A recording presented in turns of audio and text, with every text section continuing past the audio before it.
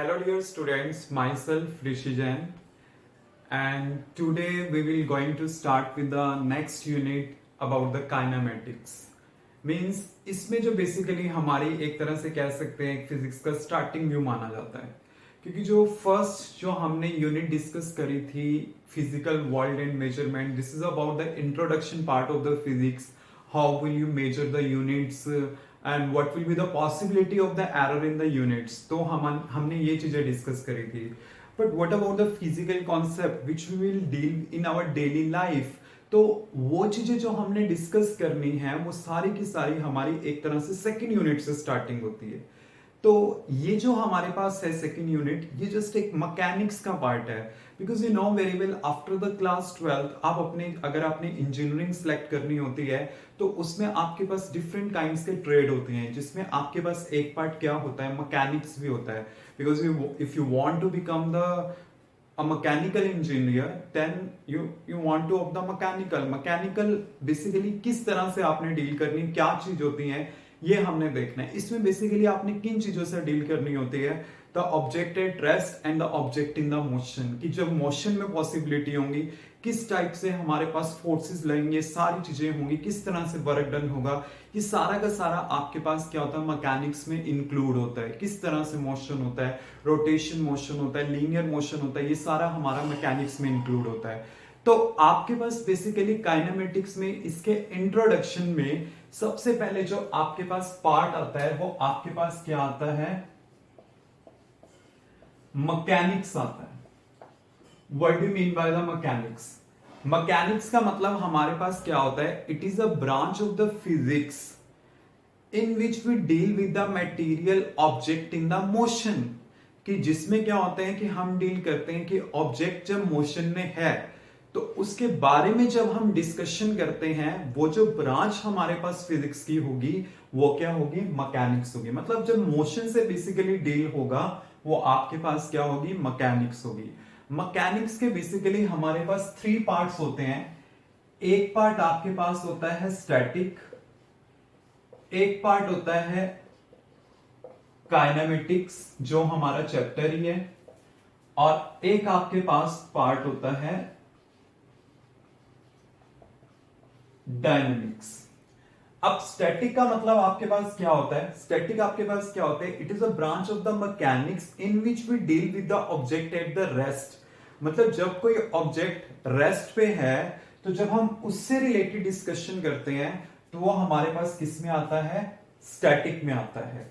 अच्छा देखिए, काइनेमेटिक और जो डायनेमिक है दोनों मोशन से रिलेट करते हैं. बिकॉज अगर आप कंसीडर करो, काइनेमेटिक जस्ट एक तरह से काइनेटिक से रिलेट करता है, मतलब मोशन से रिलेट कर रहा है.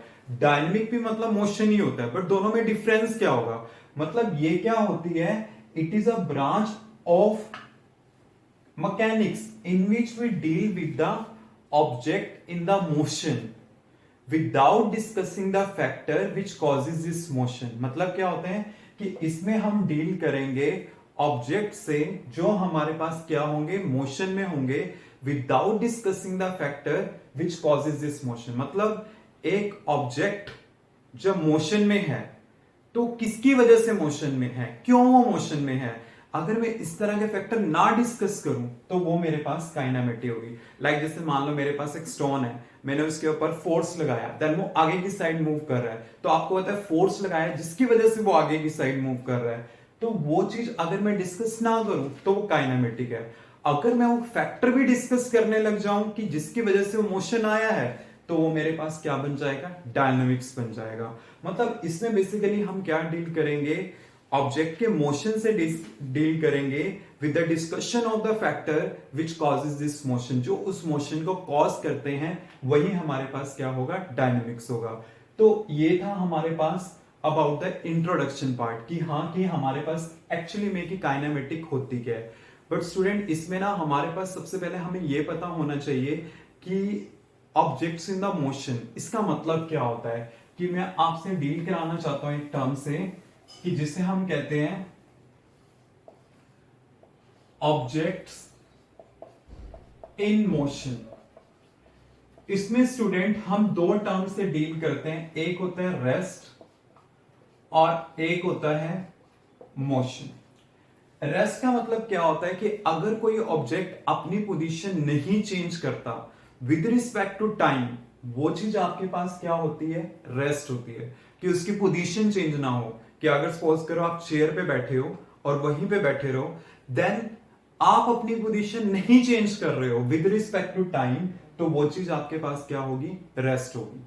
क्लियर। बट आप एक चीज मानना, कोई भी ऑब्जेक्ट एब्सोल्यूट रेस्ट पे कभी नहीं होता। अगर आप चेयर पे रेस्ट पे हो तो इसका मतलब अब अर्थ के ऊपर तो होना, देन अर्थ अपनी एक्सिस के अबाउट तो रिवॉल्व कर ही रही है, अर्थ सन के अराउंड तो रिवॉल्व कर ही रही है, तो इसका मतलब क्या एब्सोल्यूट रेस्ट पॉसिबल नहीं है। तो उसमें मोशन तो है बट उसका मुझे फील नहीं होगा, तो मतलब ये ऑब्जेक्ट्स मोशन में ही है, मतलब मैं कह सकता हूं एब्सोल्यूट रेस्ट पे नहीं है। बट रेस्ट का मतलब क्या होता है कि मैंने अपनी पोजीशन नहीं चेंज करी with respect to time.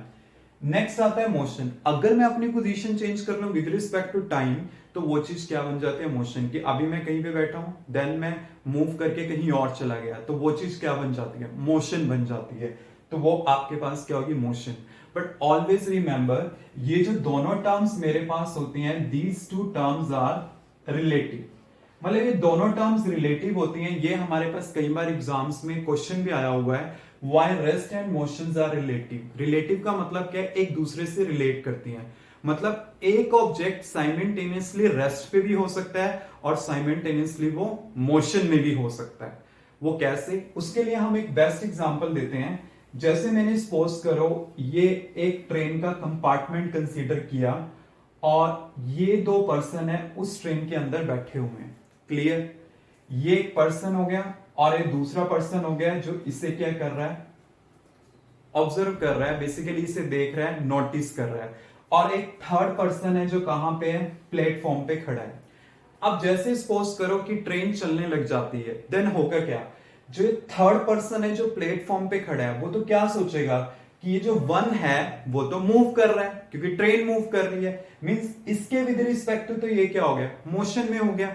But जो सेकंड वाला इसे क्या देखेगा, जो इसके साथ बैठा हुआ है वो उसे रेस्ट पे देखेगा, तो इसका मतलब क्या है कि वो इसे रेस्ट पे नोटिस करेगा। तो मतलब एक ही टाइम पे फर्स्ट को सेकंड ने तो कैसे देखा, रेस्ट पे, थर्ड ने कैसे देखा, मोशन में। So these are the simultaneously existence. तो इसलिए हम बोलते हैं रेस्ट एंड मोशन जो हमारे पास होती हैं वो क्या होती हैं, दोनों रिलेटिव टर्म्स होती हैं। तो ये था हमारे पास introduction part related to the kinematics. और अगर आप आगे भी इससे रिलेटेड वीडियोस देखना चाहते हो और अच्छा बेनिफिट उठाना चाहते हो, then please subscribe my channel and then you can get definitely benefit.